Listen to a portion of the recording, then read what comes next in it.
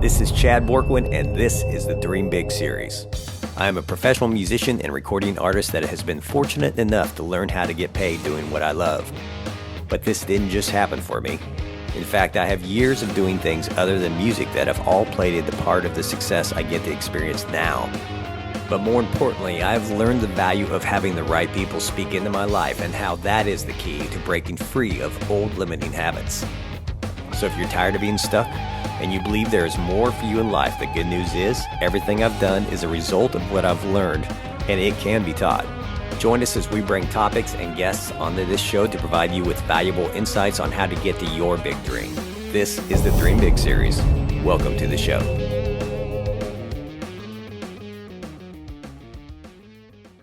All right, welcome to the Dream Big series, and today we've got my friend Ani Johnson.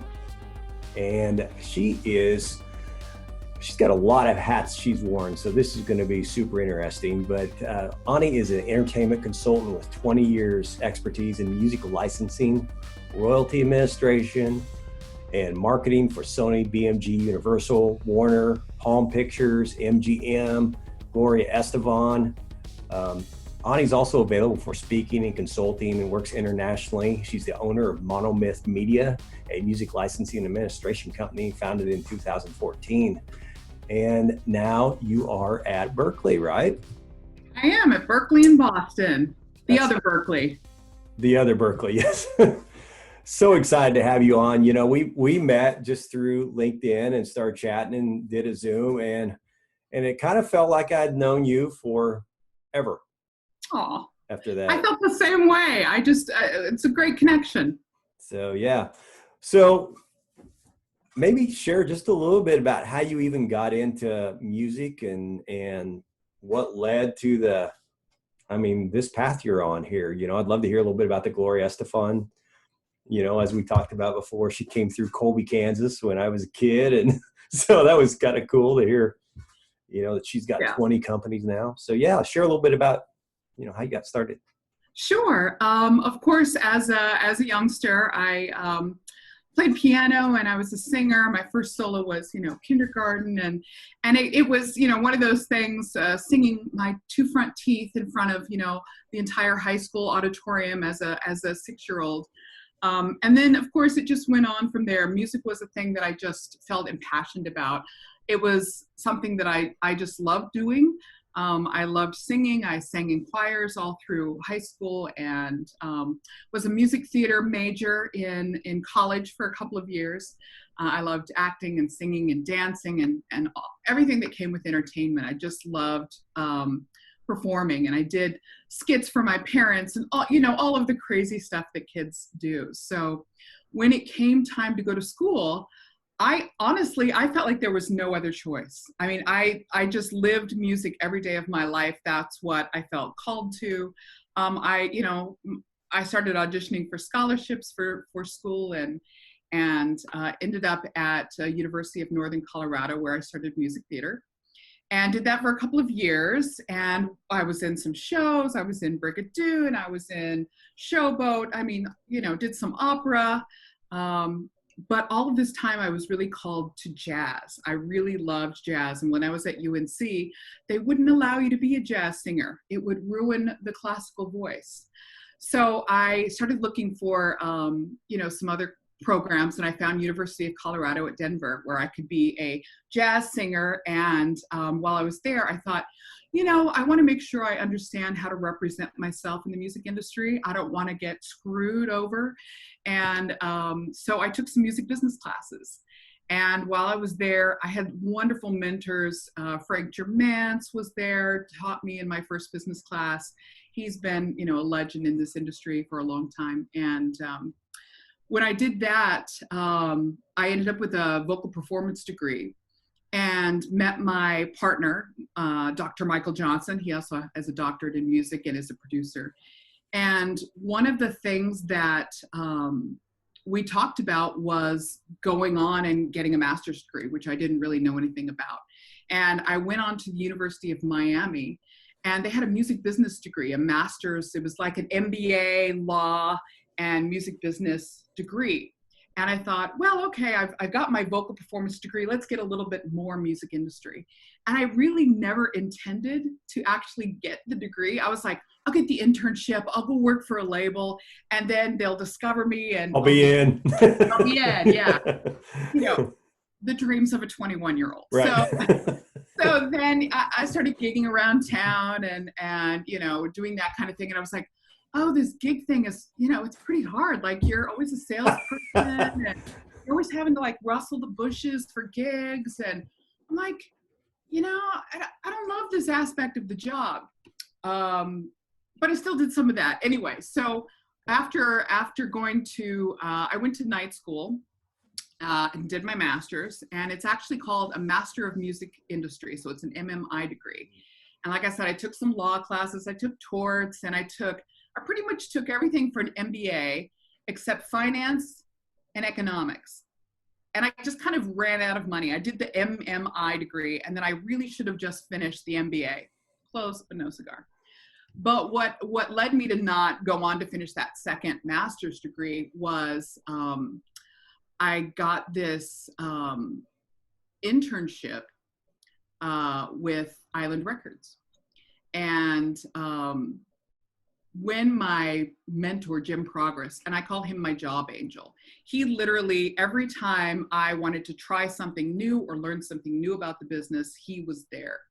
And so he introduced me and he said, go out to Sony, go out to Island, and in their A&R department, they are looking for an intern. I was like, awesome. Now I still had a few classes left. So I was like, all right, I just, who knows if I'll finish my degree, but I've got this internship.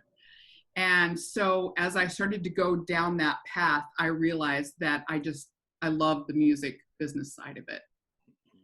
I don't know if you want me to talk more about that or just keep. I think it's the part you hit on. There's some funny irony to the part that you said you ran out of money before you got to the finance and economic side of it. Cool ones, yeah. I mean, we can all relate, but I mean, so. Yeah. So, I mean, I was actually working at the university as a secretary in order to get 7 credits of free tuition.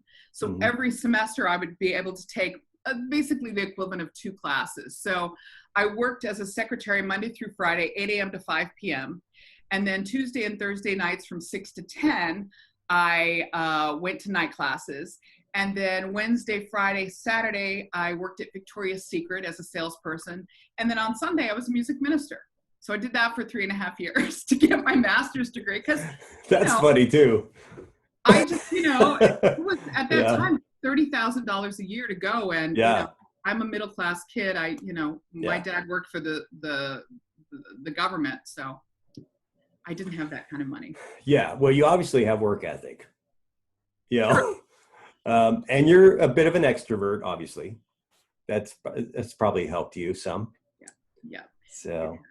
Yeah, I grew up, a Lutheran and grew up Midwesterner in Colorado, although Colorado's really west. But that work ethic, I have a Swedish grandmother and a French grandfather, and very, very hard work ethic. So that was kind of ingrained in me growing up.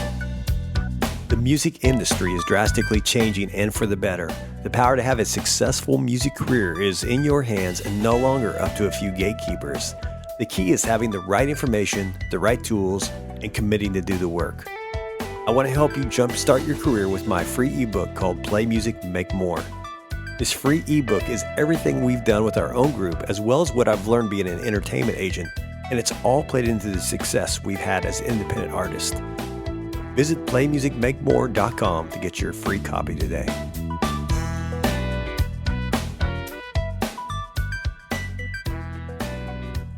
When we talked the last time, you started sharing with me about Gloria Estefan, that you worked for her and that she had 20 companies. And, that's a super interesting subject, because a new musician could sit there and think, well, yeah, okay, she can do that because she has had all this money. And maybe that's how it started. But what I think a musician today, if they can figure out how to diversify a little bit, getting into it, it gives more cushion and flexibility. You know, the idea of just, I'm going to just play guitar and someday the record label's going to call and I'm going to get on the tour bus and we're going to drive off into the sunset. Everybody's dream. Everybody's dream. I mean, I had it, you know, and my husband and I have had it. Yeah, you know, and I'll tell you, it's funny. I mentioned we have a tour bus now, but there is a massive difference between getting on and riding a tour bus and owning a tour bus. You know, when you just get on and ride it, you don't have to change out a radiator. You know, With maintenance, with the maintenance, yeah. But so maybe can you share a little bit about the, you know, the Gloria Estefan, and maybe do you have some insights on just your experiences there, but how that mentality of, you know, broadening yourself can really play into being able to pursue your passion? Absolutely. So speaking to that point, one of the things that Jim Progress really instilled in us, so we were a cohort of 22 master students, so a small cohort.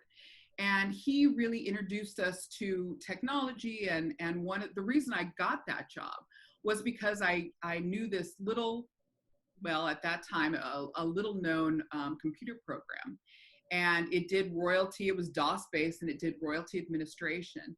And all of us learned that, but when everyone graduated, they all left. And I was really one of 4 people in Miami who knew this royalty administration program. And the reason that she called over to college to see if anybody was interested is they had somebody who was doing their royalties, and she was getting ready to go on her evolution tour. And she was taking her royalty guy, who was the math whiz, and putting him on tour as her son's tutor. And so they called over and said, we really just need somebody to come and handle the finances. Now, I had accounting and I had some technology background, and I love technology. I love figuring out puzzles. And so, you know, was it my dream job to go into accounting? No. Was it an interesting learning opportunity and I was called because I knew this one program? Absolutely. So in that diversifying yourself, even as, you know, a consultant, that was this one skill that I had that she called on. And when I went there, I'll never forget interviewing there, and I dressed up and looked, you know, felt amazing and everything. And when she came out to introduce herself, her secretary came out in front of me, or it came out in front and said, you know, welcome. We really, you know, we want to offer you the job. And I said, wow, that's amazing. I would love to work for Mrs. Stefan and Mrs. Estefan. And she says, good, she'd like to meet you. And I said, okay. And I was really nervous. From behind the secretary pops Mrs. Estefan, Miss Gloria Estefan. She is 4 foot, about 11, and about 93 pounds. So she was hiding behind this other person that was not that big of a person. That's funny. She just pops out, ponytail, jeans, cowboy boots. Hey, I'm Gloria Estefan. I'm like, yeah. Hello. And, you know, my heart is beating rapidly. And she just could not have been the most, you know, she was the warmest, most gracious person. And she said to me, one of the things that we love is that you know this program, and we'd like you to, you know, come in and take care of that. And then let us know if there's anything else that you can do. So as I started looking at her companies, I saw that many of these companies she had started when she was first just I say just, but basically a club date band, or what we call up here GB bands, general business bands. Yeah. And her husband had started playing weddings when she was 17 years old. And so they rolled that into a publishing company for her. And then when her husband started managing other artists, they opened another publishing company. So they'd have a BMI and a ASCAP affiliated publishing company. And it seems like each time that they, again, that she's an incredible businesswoman. So they, you know, were on South Beach living on they weren't on Star Island right then. I mean, you know, when they first started, but she really felt a need to give back to the community. And so she was very invested into growing South Beach. And so they ended up diversifying into a hotel. They had a wonderful Cuban friend who was an amazing cook. They opened Latios on the beach, which was an incredible Cuban restaurant. And so every time she was developing her business side as well as her artistry side. So, marketing is really Emilio, and, marketing and production is what he is just outstanding at. And she's outstanding at music and technology and business. And so I think what I perceived is that every time they had an interest, they were, opening up a new company. And everything was succeeding. And it was growing South Beach because they were supporting the community and giving back. And so for me, it was outstanding to see the diversification and the different sides of themselves coming through each of these businesses. Yeah, that's fantastic. And how long were you with her companies? Or I was there only 2 years. Yeah. So I was a part of a team. There was a woman named Jeannie Mason, who was the head of business affairs. John Mason was her ex-husband, and he had been her longtime attorney, glorious attorney for many years. And Jeannie brought in another man named Ben. And so the three of us, along with Frank, who was their their president of their company, helped to manage their business affairs. The four of us did. Her ex-husband was an attorney? Jeannie's was. John Jeannie's was. Okay. All right. He's a big, I think he resides in Nevada, but it was a big LA. He had managed Olivia Newton-John and others. Wow. Man, there's some history here. I know. This is awesome. Believe me, when I came in there as, a 25-year-old just going, oh my gosh, I can't, I just couldn't believe my luck at the opportunity. I felt really blessed to have that opportunity to work with her. She is outstanding. Yeah. Well, and luck, opportunity meets preparation, right? I mean, that's exactly it. That's what happened there for you. So when maybe if we just kind of jump ahead now, because you're working with a lot of young musicians right now through Berklee. Yeah. What do you think? What do you think some of the big struggles they're facing with the music business are today? The thing that I see that is the most difficult is probably stepping out of the internet mass. I mean, it's just, everyone has that access. It wasn't like, 10 years ago when there were just a few people who had access. Now everyone is on social media and just trying to make a difference and be seen. That's a lot what we talk about in my marketing class is, yes, you have to be on social media. Yes, you have to have good management. Yes, you have to be out there and touring and diversifying your own offerings. Yeah. That's the thing that we talk the most about. We have, a lot of my students do Kickstarters and offer different meet and greets with themselves, saying, I'll offer a concert ticket and t-shirt and, but we're also trying to say, what is it that fans really want? And they really want that connection. Yes. They want to know that the artist sees them. And so I said, you have to remember what it's like to be a fan. What do you want? You want FaceTime with that artist to say, do you see me? Do you know how much I just adore your music or whatever? And so we talk a lot about creating opportunities that are interesting and that help to rise above what other people are offering. Yeah. One of the people that I think is, the name is Amanda Palmer. One of the things that she has always done on her Kickstarters is to offer, a dinner with her, or she'll sit and do a painting of you, or she'll, come and play music or write a song with you. And so she offers these different things. And it's something that, that not everyone is able to do. Or definitely not comfortable doing. We're not comfortable. Yeah. I mean, she throws herself into a crowd naked, and I'm not sure all people would be comfortable doing. I would not be comfortable doing that. But yeah, and it's that wackiness. And I don't want to say, you're just trying to find a promotional edge, because you always want to be authentically yourself. You don't want to do something just for attention seeking.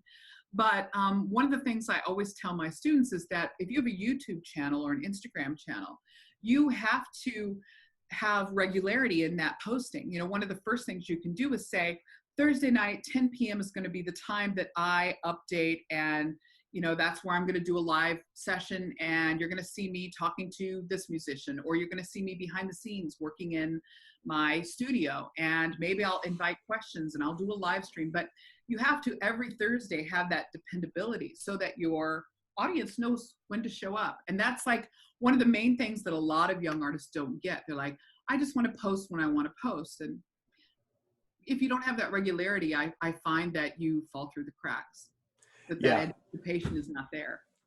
Yeah, for sure. The term vanity metrics used to apply, I think, a lot more than it does today, because, you can buy Facebook likes. Yep. But you can't buy engagement. That's exactly it. And engagement is where you meet the people that you connect with, and who knows, that's the thing that I've experienced more than anything through this quarantine is just, I was not a big Zoom guy. I'd started doing it just for the fact of doing the podcast, but I wasn't doing meetings that way. I wasn't meeting people that way. And man, I was like, I've been missing out. I've made so many friends, you included, just being willing to do something like this that was honestly, it was uncomfortable for me to even start it. The only reason I even started doing a podcast was because our coach said, you got to find some way to get out there for your training program.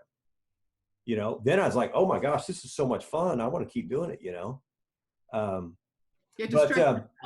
What's that? You had to stretch yourself. Had to, yeah. And I think if a musician really wants to pursue this, it's just part of it. The idea of just going and playing those are so rare. You have to be a business. I mean, that's what we talk about, just being an artist and having handlers is the old music industry. And that's how artists got taken advantage of. They didn't know their business. They didn't know their numbers. And that's the thing. I think that's one of the things that I learned the most from the Estefans is she was in every aspect of her business. And she knew what was going on with every one of those 20 companies. And she had ideas for growing them. And she was watching to make sure that the people that she picked to run those companies knew what they were doing. And you have to be like that. We've seen, success stories with Jay-Z and Beyonce, and, people can do that, but you have to take the time to invest in understanding your metrics. It can't just be like, I have 20,000 likes on Facebook. That doesn't get you anywhere. You have to I use Chartmetric. And so I go and look to see, not only what songs people are listening to of the artists that I represent, but then what other artists do they listen to? And I'm trying to facilitate, co-writes and trying to say, this person has a few more likes than you. This might be a good fit, but then how do you go to the next level? Here's another person who has 10,000 more likes. Let's facilitate a virtual show together. Why don't you open for them? And that has been really, really successful. Or finding out who produced this track that you really like of this new up and comer. Let's contact that producer and let's see if they will produce you too. That happened with a former student of mine named Zoya, who is going to be the next, I think she's going to be the next big thing right after Lady Gaga. But she's not a Christian artist, is she? Oh, what artist? Is she a Christian artist? No, she's not. Okay, I just thought I'd heard about her. American Indian, and she is, her name's Zoya Mohan, and she is out of LA.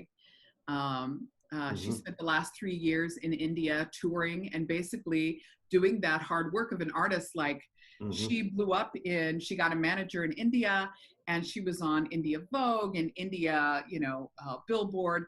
And then she came back to the US and everybody was like, so you're Zoya, this person that nobody knows. Yeah, you broke and were really big and you toured for 3 years in India. And she was just devastated. She said, what do I have to do to get attention here? And that's when we started looking at, and she really did the work.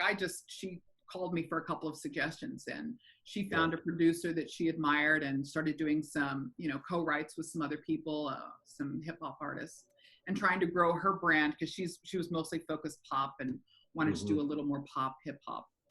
So. Well, I think what you're hitting on is the big word now of collaboration. Teaming up with people to, I mean, it definitely extends the reach, but it also extends the creativity of what you're even working on. Yep. Because it's bringing people together that may not have done anything before, and that turns out sometimes some pretty amazing stuff. Yeah, so, you just don't know that spark that yeah. will happen. I have a lot of friends in Nashville, and kind of the thing there is they put people in a room together and they say, whatever we come out with, we're going to share it equally, because we don't know if that one word is what got us to the place, on the bridge that really was the hook that pulled this whole song together. I kind of like that Nashville way of operating, and it's very generous. Yes, I do too. So it's not that way everywhere. Oh no. Yeah. Not always. Gotcha. Well, I'm seeing more and more of it, but yeah. That's good. What and you're managing some groups right now? Is that what you were saying? I'm not managing. I'm just trying to work as their sync agent to try and get them to, and do a little bit of marketing for them. So I am not a manager. That is not my wheelhouse. We have great people at Berklee who do that. Ralph Jackadine is my colleague, is a great manager. He manages amazing people. But yeah, so what I'm trying to do is to place up and coming music from Berklee artists into just starting with local independent film at other colleges, and just trying to get those songs placed so that they can create, I mean, at the very least, they come out with some kind of a demo portfolio, some kind of a reel that has songs that they've, that they've placed locally. And of course, then what I'm hoping is that we would be working into the mass film, a lot of productions once everything starts getting back into production again. A lot of productions out of LA and out of Vancouver will come and do, there's been a lot of motion pictures that are shot here, and I want them to buy music from here. So I'm hoping that Berklee will become a resource for that. And they'll see that we have these 5,000 musicians that are singers and dancers and film scorers and songwriters and, performers, and use Berklee as a, as a source.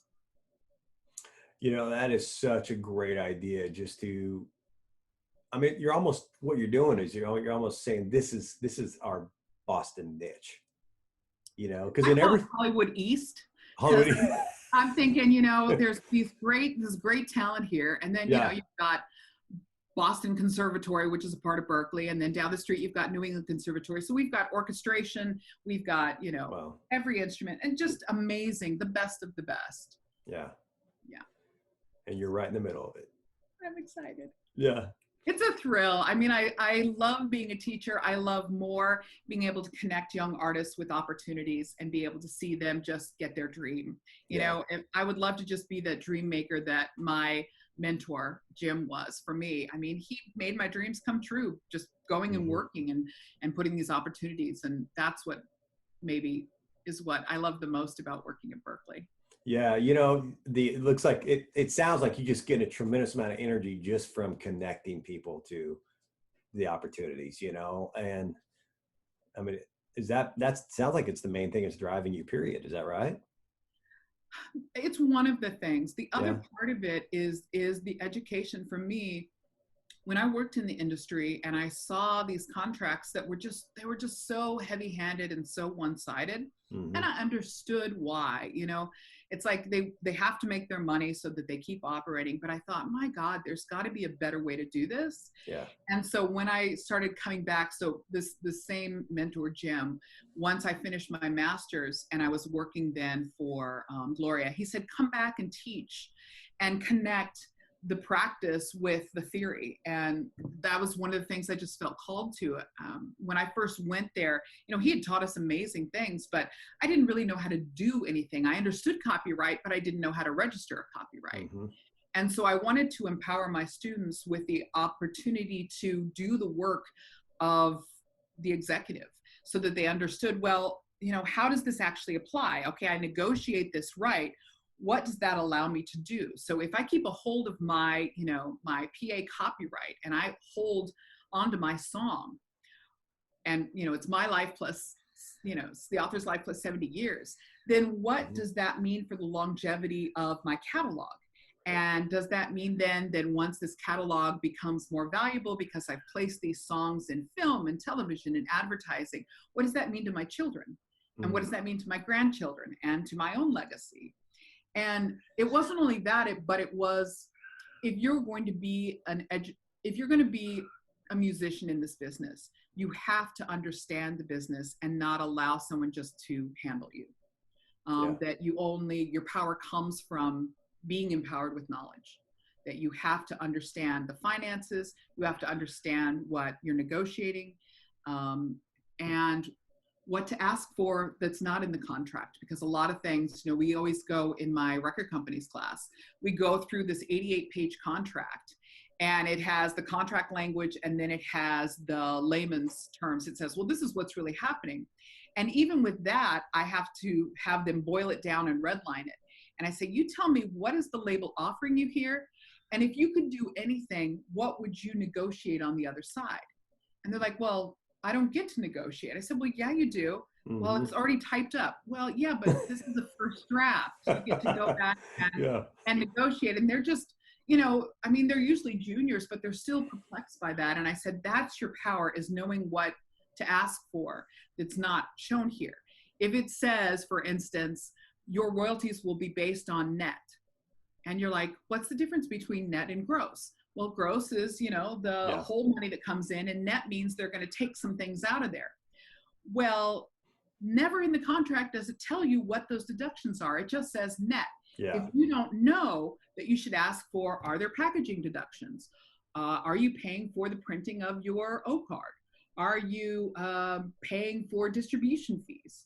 All of those things. Are you paying for registering your own copyrights?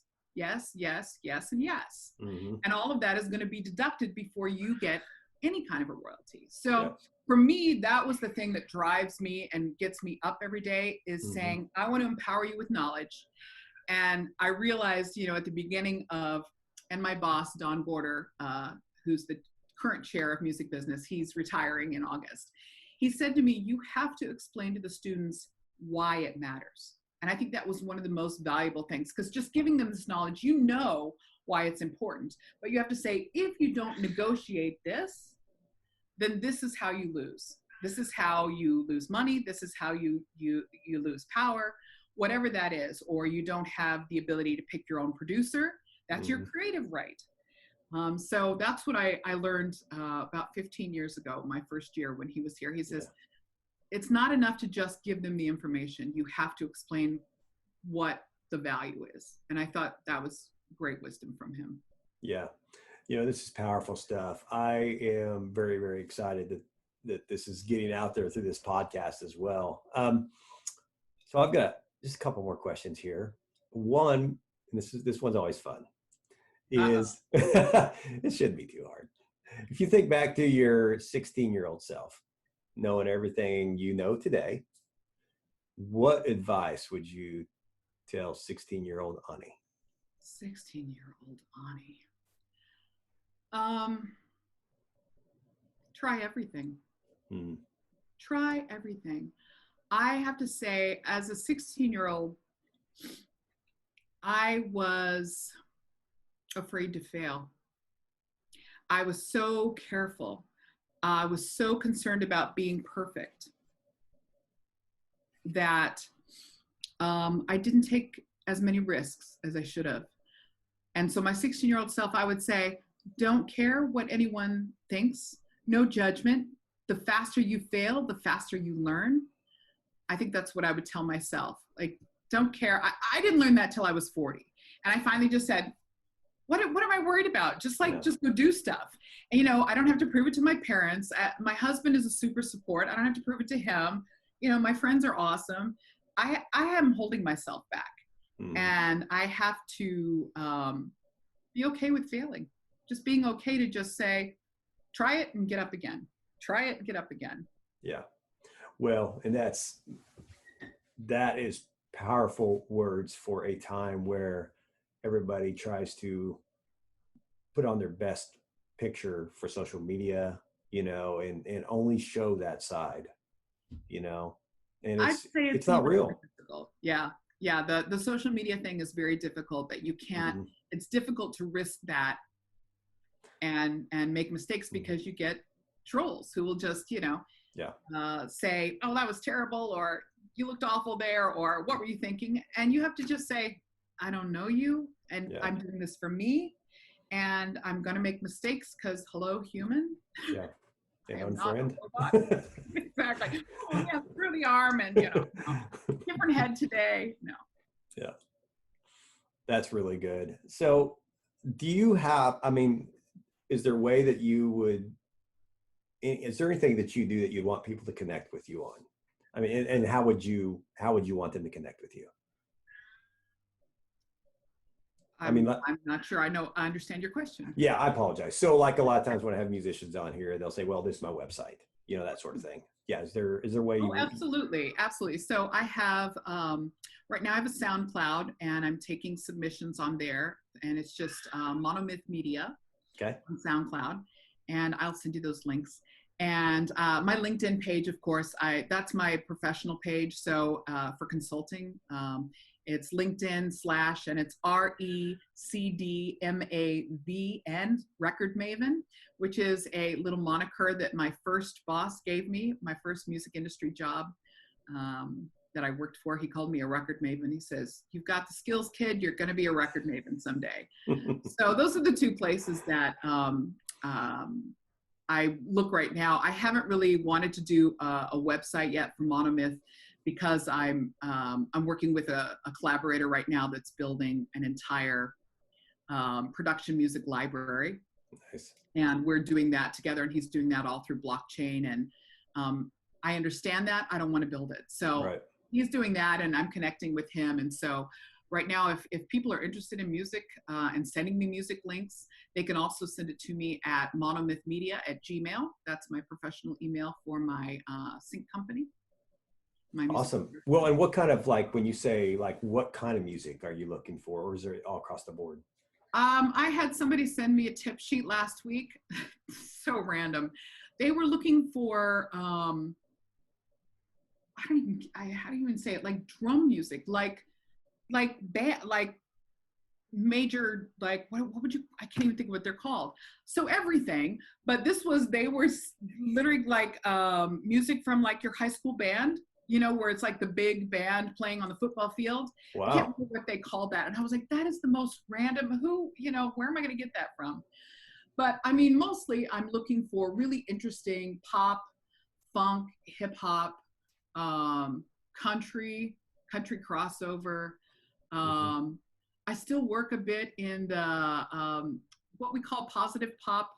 Doesn't necessarily have to be Christian, but I Hmm. do some work in that positive pop, alternative, and of course just heavy rock. I love heavy rock as well. So Nice. So like vocal and instrumental, or just one or the other, or okay. both. Yeah. And I think for the people that I work with, the one thing I always tell them is you've got to give me an instrumental version as well as a vocal version. Right. You give me stems. Yes.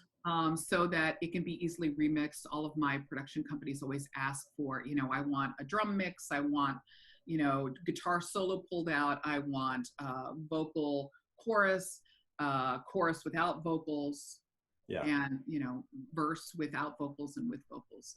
All of those different iterations, which even for my husband who's a producer, it takes a little bit, but that's what a lot of the companies have asked us for. At the very least, an instrumental and a vocal.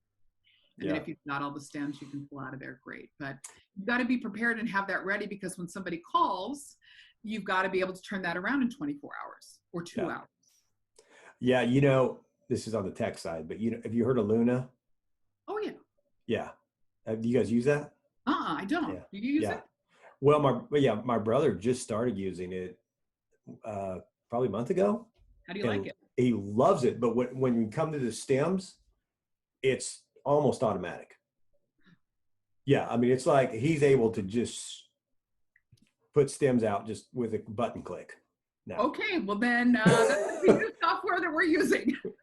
So yeah, Luna. when he stumbled onto that, but we've been using Logic up to this point. That's what we use too. Um, but he's switched over to Luna completely now because he switched over first because he felt it sounded better Interesting. because we're using all the UA stuff anyway. But and so it works really well with that. But anyway, little side note on Luna, that stem deal is a big deal. Wow. Okay. Well, thanks for the advice. So And I learned awesome. something today. Well, thank you so much for doing this, Ani. You know, this is a pleasure, and I think we've only hit the tip of the iceberg with you. So we might have to do this again sometime I if would you're open to adore it. that. It's my Yeah, pleasure. I just really enjoyed. Thank you for putting me at ease, and I just really enjoyed meeting you and talking with you. And I would love to connect again sometime. that sounds good. All right, this is Ani Johnson on the Dream Big series.